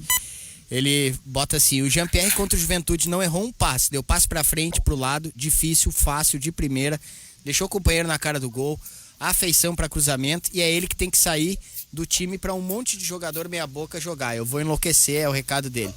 Eu não tive uma visão tão positiva assim dele contra o Juventude, mas suficiente para ele hoje estar de titular diante do Atlético Goianiense. Eu não vejo motivos para ele ser reserva. Mas tem jogos que ele foi muito mal. Sim, tem jogos que tem muita gente no Grêmio indo mal, né, gente? Também tem isso. Não é só ele. Não é ele o único que afunda o time e eu acho que a qualidade dele merece uma sequência para aí sim a gente definitivamente, não dá. Infelizmente ele não consegue render. Mas eu acho que ele ainda merece um pouquinho mais de crédito, não pela vontade demonstrada em campo, mas pela qualidade que é superior aos outros. Isso eu não vou dar uma de teimoso. Mas eu acho que a questão da vontade do GPR, ela tá muito ligada a esse ambiente de insegurança que ele tem, sabe? Pode ser. O GPR, ele não pode errar, cara. O GPR, ele não pode errar. E tem uma coisa, né, Guilherme? O erro dele é imediato na rede social, o erro dele era cobrado imediatamente pelo Renato, por exemplo. Ele errou e foi pro banco com o Thiago Nunes. O GPR não pode errar. Tem um agravante tem um cara que é ídolo, Carmelito, tem um agravante nisso tudo, sabe o que é? Diz. Ele não é um jogador que se machucou muito, ele não conseguiu ter uma sequência de jogos para provar que isso aí é uma bobagem, esse papo de que ele não quer jogar. Que é um jogador da idade de Jean-Pierre que não vai querer jogar, cara. Também. Querer aparecer pro mundo e jogar na Europa, isso é uma bobagem. Perdão, né, quem pensa dessa forma, quem sou eu para dizer um negócio desse. Mas é o mestre Carmelito. A gente tem que somar as coisas. O problema físico do Jean-Pierre talvez seja determinante para esse falta de vontade dele. Aquela primeira lesão dele, que durou muito tempo, né? Não vou lembrar que ano foi exatamente, mas durou muito mais 19. Do que achavam. 19? Final de 19? Foi a metade de 19 ali. Naquela época do Flamengo. E ele ficou muito tempo sem jogar. E ele tava ali no auge, talvez não no auge da vida dele como jogador, mas no auge dele no Grêmio. E aí é difícil pro jogador também depois voltar, né? Depois de uma lesão que ele não esperava e que não pensavam que ia ser tão grave como foi. E ele voltou, jogou um tempo e machucou de novo, né? Exato. E depois teve Covid. Covid. E o pai dele em estado grave de Covid. Isso afeta. Imagina, é muita coisa. Uma coisa atrás da outra. E depois, o pessoal esquece o lado humano do jogador. Depois, quando o lado humano tá tudo resolvido, Aí tem que trabalhar o profissional. Um momento de estabilidade total. Pega o Grêmio numa estabilidade total e aí ele entra nesse furacão tendo que ser o cara para resolver. Quer ver um exemplo? O cara que é ídolo merecidamente do Grêmio, 2 passagens, a última obviamente melhor. Um cara que é ídolo, mas ele tinha característica parecida. Era o cara obrigado a dar passes mais difíceis, errava alguns deles, sumia às vezes nos jogos, normal, e é um merecido ídolo do Grêmio. Só que, claro, são situações diferentes, times diferentes, fases diferentes. O Douglas, mal comparando, é mais ou menos o que é o Jean-Pierre. É o cara que tem a responsabilidade de tentar o diferente. Porque aí entra a parte das estatísticas, que a gente adora hoje em dia, né? E até quer me enlouquecer. O Gutierrez quer me enlouquecer. A tecnologia permite, tá? A gente pega um jogador que abre o meio-campo de um time, um primeiro volante. Tu vai olhar os acertos de passes dele, que é pro lateral, pro zagueiro, pro cara que tá à frente, ele tem quase 100%. O Jean-Pierre, ele vai tentar o diferente. E aí vai, claro que chamar a atenção. O torcedor que tá agoniado, tá acontecendo o mesmo com o Matheus Henrique de meia agora. O cara tá agoniado, querendo que o time produza chances para finalização. Quer que o passe entre, seja bem dado, que consiga encontrar um atacante, que coloque um cara em melhor condição. Se ele não tem confiança, esse é o passe mais difícil no futebol, gente. O passe de lado, o passe do Jeromel pro Kahneman, do Kahneman pro Jeromel, esse é fácil. Eu quero ver o passe que esses caras têm a obrigação, reconheço, de fazer. Só tem, eu vou discordar assim, ó, com toda a veemência do mundo. O único comparativo do Jean-Pierre que pode ser estabelecido no Grêmio é com o Luan, não com o Douglas. O Douglas não foi protagonista no Grêmio. O Douglas era coadjuvante do Luan. Pior ainda, então, né? Então tu discorda concordando comigo. O Douglas era o... Não, é que assim, ó, a diferença... O Luan era o centro do time e acontecia com o Luan, em proporções diferentes, algo semelhante ao que acontece com o Jean-Pierre.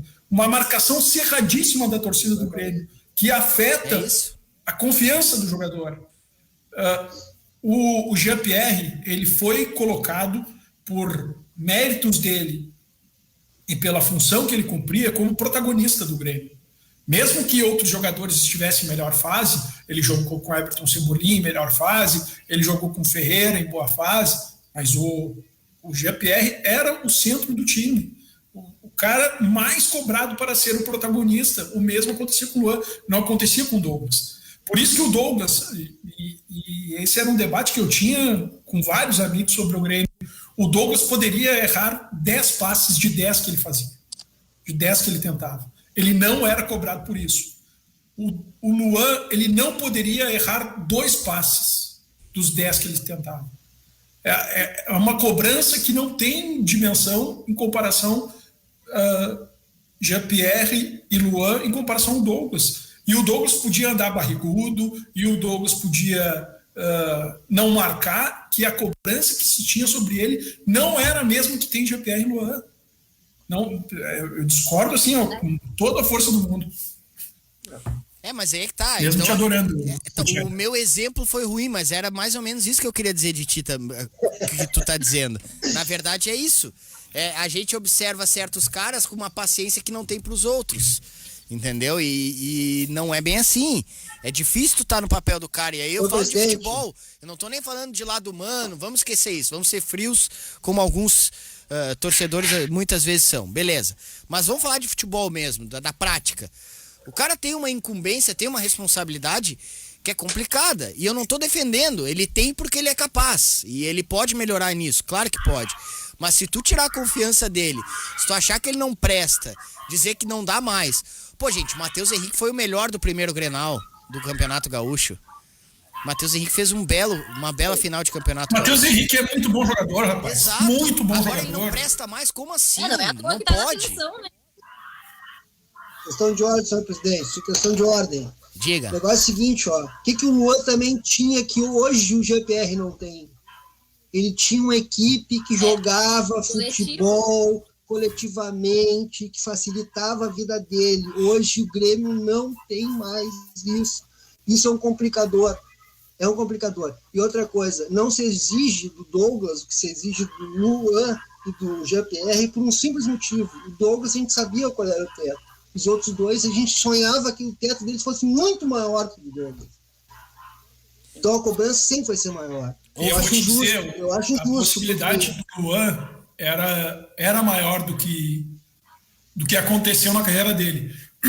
Eu não sei qual o peso que teve aquele problema crônico que ele tinha na sola do pé, no pé, né? A facite. Que acabou tirando ele da disputa para a Copa do Mundo. Aquilo também gerou uma frustração muito grande nele, mas o Luan tinha capacidade de estar em um outro patamar hoje do que o patamar de reserva do Corinthians. E isso também, a gente falou das lesões no Jean-Pierre, isso tem um peso diferente. Aí voltamos às individualidades e o reflexo de cada episódio na vida de cada ser humano. Tem jogadores que não superam lesões graves. Verdade. Muitas vezes se compara o Jean-Pierre com o Paulo Henrique Ganso. O Paulo Henrique Ganso, ele não teve uma carreira melhor do que ele poderia ter, porque ele teve a lesão de joelho, que é a mais complicada.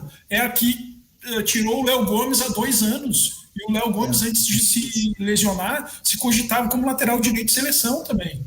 Então, o Valdívia, com todas as suas limitações, o Valdívia era outro jogador antes de romper o ligamento do joelho. Nunca mais foi o mesmo. Hoje ele luta para ser titular do Avaí. Mas eu não tenho dúvida que a lesão diminuiu a perspectiva que o Valdívia tem. E essas questões que envolvem o Jean-Pierre também, as lesões musculares, a Covid e o ambiente, isso pode determinar o patamar que ele vai atingir na sua carreira. Eu espero que haja compreensão dentro do Grêmio, algo que eu não via no tempo do Renato e não sei se existe hoje, de que o Jean-Pierre tem que ser tratado de forma especial, porque senão a frustração vai ser muito grande e a limitação da sua carreira também vai ser enorme. O Adriano lembrou um caso bem interessante, que é do Dourado, né? Exato. O Dourado, ok, ele conseguiu ainda voltar a jogar, mas não no mesmo nível que ele jogava antes. Sim, o Dourado, antes da lesão, era jogador de nível europeu. E a torcida do Grêmio tira muito sarro do Dourado, em função da rivalidade. Mas é um cara que tem uma compreensão da função que ele exerce dentro do campo elevadíssima. E simplifica o jogo também, né? Principalmente antes da lesão. Ele rouba a bola com tranquilidade e ele dá o primeiro passe que cria as condições para os meias ter espaço para jogar. Então, é outro cara que é muito injustiçado. Era para ele ter ido para a Europa antes da lesão, né? E ele acabou sofrendo a lesão e pronto, acabou ficando no Inter. E não joga mais a mesma coisa. Eu, particularmente, tenho criticado bastante o Dourado dentro de campo. Não acho que ele vem não acho que ele vem jogando bem. Vem falhando bastante, na verdade. Mas eu entendo que foi muito por conta dessa lesão. Eu concordo, mas tem uma situação. No passado, com o Abel, ele foi muito bem, né? Mas, Carmelito, eu acho que assim, ó, ele deu. Eu discordo um pouco. Eu só trago essa situação para dizer o seguinte: ó, ele estava voltando naquela situação, só que o time do Inter era melhor coletivamente. Hoje o Inter é uma bagunça. Hoje claro. Um horror. E desde o tempo do Miguel Ángel. Hoje eu optaria pelo Johnny. Tem volume, mas não cria nada. É volume, mas não cria nada. Nada. Mas não cria uma situação. Mesmo eu acho estranho. Ele já estava falhando. Ele falha no jogo contra o Sport, ele entrega um dos gols. E ele falha no jogo contra o Flamengo. Ele deixa de marcar no primeiro gol do Flamengo. Foi falha dele também. Então eu acho que, assim, apesar de ele ter dado uma leve melhorada já com o Abel, eu acho que não chegou nem perto do auge dele, que foi antes da lesão. Sim, eu só estou querendo trazer o seguinte, que agora ficou mais complicado ainda para ele crescer, porque agora tá uma confusão. Agora ninguém joga nada. Né? Agora ele conta com o carinho do Aguirre, né? O Aguirre gosta dele. Sim, sem dúvida. Foi ele que lançou, né? Eu vou voltar a debates anteriores que a gente teve aqui hoje. Vamos. O que o Abel fez para conseguir tirar mais do Inter? Simplificou. Exato. Simplificou. Levou a equipe para o sistema de jogo que ela foi montada para jogar. Que isso é uma coisa fundamental e foi isso que acabou com a experiência do Miguel Ramírez no Inter. Porque Queria fazer uma Ferrari com peças de um Fuca, não tem como. Não é peça de Fuca, eu já vou discordar. Mas qualquer processo... Mas não é de uma qualquer processo... Não é de uma Ferrari. Mas qualquer processo de mudança, ele não pode ser feito de uma hora para outra, rapaz. Não, mas Guilherme, tu tem que pensar... Tu tem que pensar, quando tu vai fazer uma mudança, tu tem que pensar se tu vai conseguir com aquelas peças fazer o que o treinador quer fazer. Claro, mas aí... E a gente sabe... É óbvio, só que daí a direção... Olha como é que o troço é maluco. A direção quer fazer um futebol diferente, só que tem um grupo. E ela não tem dinheiro para montar o outro grupo. Tem que ser com aquele grupo. E aí a direção vai lá e contrata um cara que não vai conseguir montar com aquele grupo. Isso era meio que esperado, porque não vai ter o volante que sai jogando, porque não vai ter a ponta para dar velocidade. Entendeu? Quer dizer, tu precisa contratar um treinador que, de acordo com o teu grupo, ou com os jogadores que tu vai contratar. Não pegar um treinador e fazer com que uma peça de Fuca entre num motor de Ferrari. Mas aí às 2 horas e 44 minutos eu vou abrir um novo debate. Ai, meu Deus do céu. O treinador de futebol, ele não precisa estar refém de um modelo único. Concordo, sem dúvida nenhuma. O ser humano tem que combinar com os russos, que no caso é o Miguel Ramírez. Eu, por exemplo, neste instante, eu falo aqui de Bagé, onde estou trabalhando. Tá? Minha excelentíssima namorada, futura esposa, está em Canoas. Estou longe dela, passando um período de trabalho aqui. Estou me adaptando a situação. O Miguel Ángel Ramírez, ele pode ter as suas convicções de futebol, mas ele tem que se adaptar àquilo que ele tem. Nenhum treinador de futebol, a não ser aqueles que conseguem jogar com todas as ferramentas que desejam, com todos os jogadores que desejam, precisam ficar refém a princípios que não condizem com a realidade. Exemplificando, o Miguel Ángel Ramírez, mesmo querendo um futebol bonito, com um estilo de jogo próprio, ele poderia fazer um período de adaptação para ele mesmo viabilizar a sua carreira. O Renato, por exemplo, ele já foi um treinador de um time absolutamente reativo que jogava por uma bola no Grêmio de 2010, seria, Camilito? 11, eu acho que era. Para data, não sou. Tá, mas há 10 anos atrás, o Renato, treinador do Grêmio, jogava com 3 volantes, um time absolutamente reativo que fazia um gol por jogo. E o Renato fazia pressão. Esse time aí que tu tá te referindo é o de 14, é o de 13 e 14. Com o Riveiros, Ramiro e mais um volante que agora o Souza. Era esse o time. Souza, Riveiros e Ramiro era o meio campo. Então, o Abel, ele já treinou times ofensivos e o ano passado fez um time mais conservador. Então, assim, eu não consigo entender, e aí eu digo que há uma alta sabotagem de muitos treinadores brasileiros. Por que o Miguel Ramírez não aproveitou o que tinha de bom do time do Abel e foi colocando as suas características aos poucos? Sabe por quê? Uma leitura minha, talvez a Andreana não concorde comigo, tá? A direção quis agradar um público de rede social, ou de sócios, ou de pessoas que circulam a vida dos dirigentes e fazer uma coisa que todo mundo sonha, que é um time extremamente ofensivo. Mas tu não tem grupo para fazer um time ofensivo. Eles não pensaram como fazer isso. Eles pensaram, o nosso objetivo é ter um super time. E como é que faz isso? Isso é um erro da direção. E eu concordo, e eu entendo. Porque, sabe por quê? Porque é uma... É a primeira vez que pegam, entendeu? Mas o Carmelito, em médio prazo, o Miguel Ángel Ramírez poderia fazer isso. Porque, olha só, o Inter tem o Edenilson. Só tem um problema. Resultado.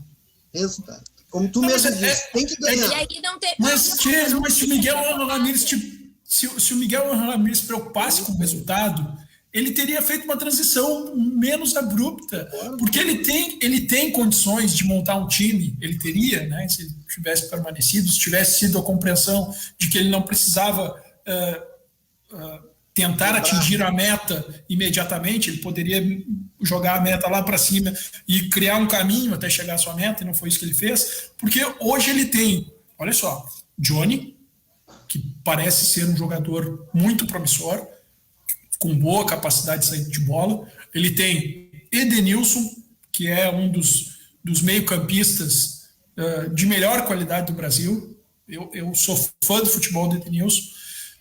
Tyson, está lesionado, mas... Yuri Alberto, que é outro excelente jogador. Então, enfim, tem vários jogadores do Internacional para dar essa condição de um futebol mais bonito de se ver. Só que o Miguel Ramírez queria colocar a carroça na frente dos bois, e aí errou. Pelotas dentro de Porto Alegre. Mas é aquilo que eu estava dizendo, né? Até a gente pode querer que o time seja ofensivo, mas ser ofensivo sem ponteiros de velocidade, como? Isso é uma carência que eu detecto no Inter. Não tem jogadores para essa função. Mas o Patrick pode fazer? Pode, mas se tu não tem o Patrick ou ele tá numa fase, e eu vejo hoje assim, uma fase não tão boa tecnicamente, tu já não tem mais alguém ali pro lado esquerdo, porque o Maurício também já não deu certo ali. O Palácio agora vai retornar, talvez se readapte também, não mostrou tanta desenvoltura pelo lado direito.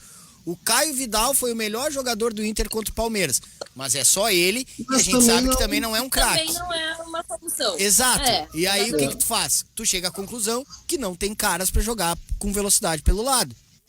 Ontem foi o Cuesta. Pois é, mano.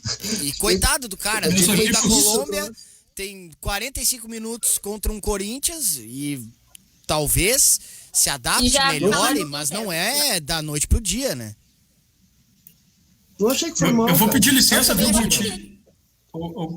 Guti, eu vou pedir licença porque eu achei que o programa ia até as 2h30, acabei marcando um compromisso para as 3h. Tranquilo.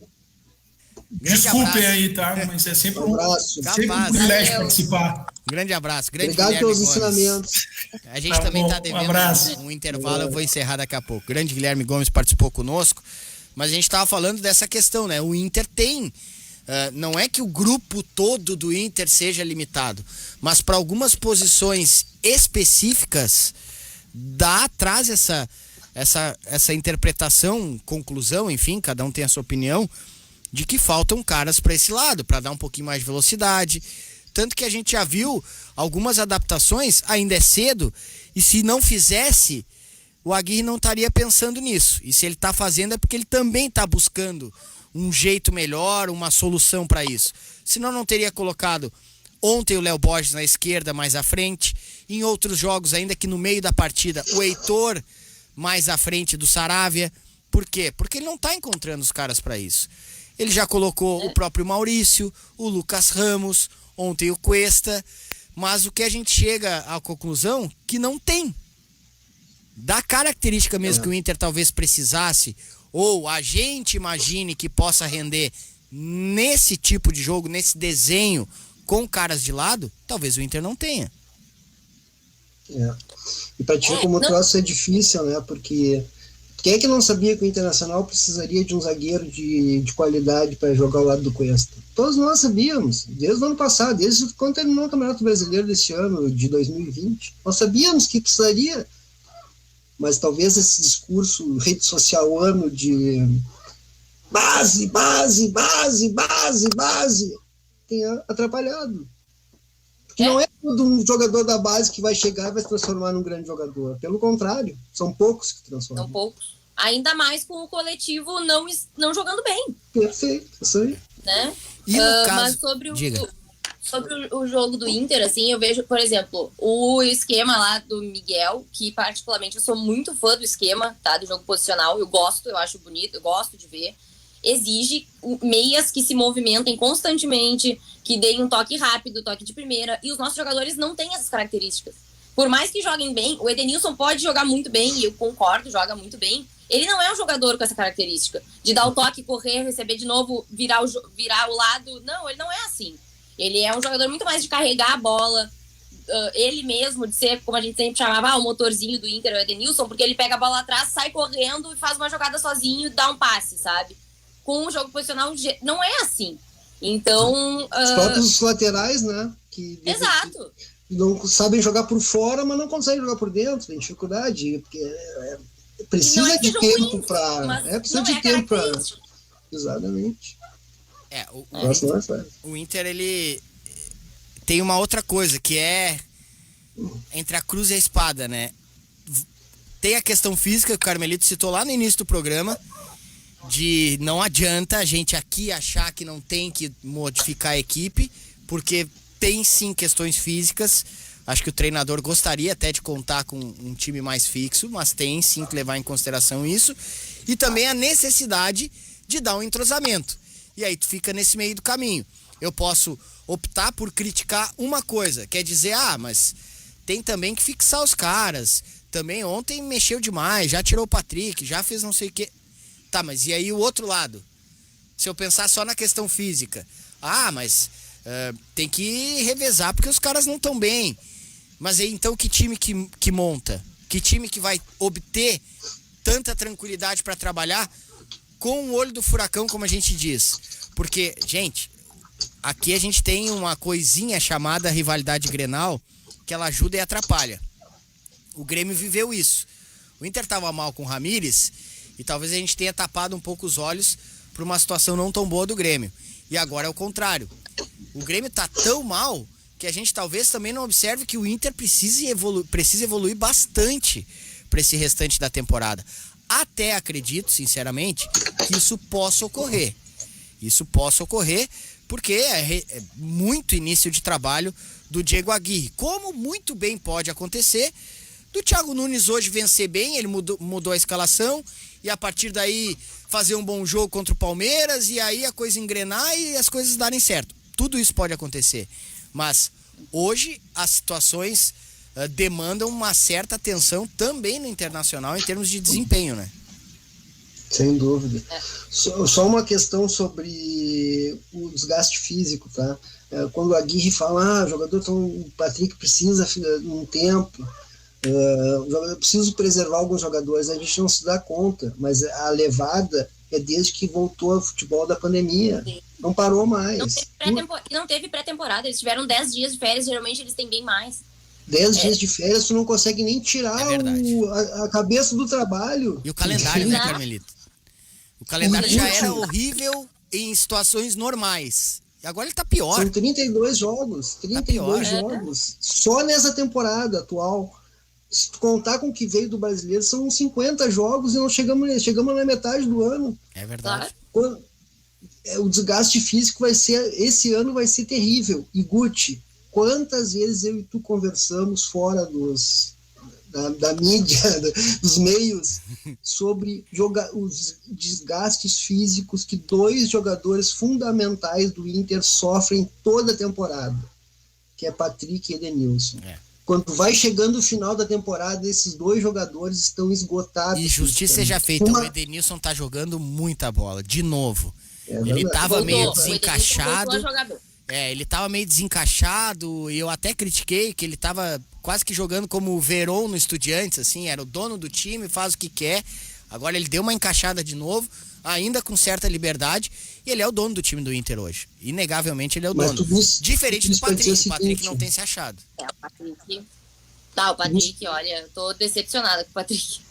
Isso para dizer o seguinte, quando a gente for ficar decepcionada com o Patrick ou com o Edenilson, a gente tem que se lembrar que são jogadores que têm esse problema físico somado a uma mudança de forma de treinamento no meio da temporada com o preparador físico espanhol. Eu não estou querendo diminuir o trabalho que foi feito pela comissão técnica. Não, mas só pelo fato de ser um método diferente já atrapalha.